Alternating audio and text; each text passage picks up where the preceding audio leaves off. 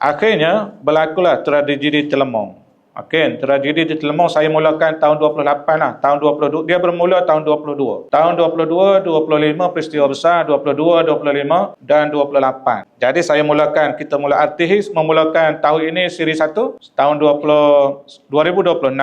Kemudian tahun depan kita akan buat siri 2 dan tahun 2028 kemuncak siri 3 insyaAllah. Jadi kalau kita melihat kepada peristiwa di Telemong, dia rentitan daripada beberapa hari peristiwa di Kuala Berang. Orang-orang daripada Kuala Berang, orang-orang Hulu yang ditersat. Di Kuala Berang kebanyakan daripada tersat, daripada Ceting daripada Pasir Nyo, Tok Ngulu Saleh, Pengulu Saleh, Pasir Nyo, Bakar, Ceting ke Citing, Haji Syahrin, Ceting, Bakar Ceting.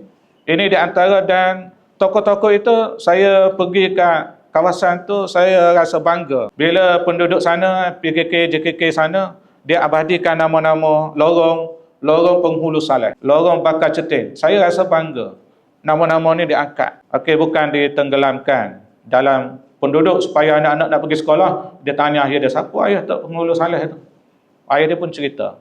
Ayah dia kata, ayah pun tak tahu juga. Ayah tak ngaji sejarah juga. Dia kata, nantilah tanya Mak.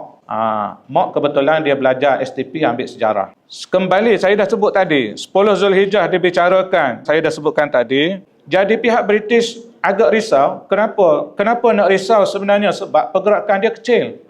Pergerakan dia hanya bersifat di Kuala Berang. Okay? Kemudian berarak menuju ke Kuala Telemong. Daripada Telemong nak berarak ke Bukit Payung. Bukit Payung nak menuju ke Kuala Terengganu. Itu je.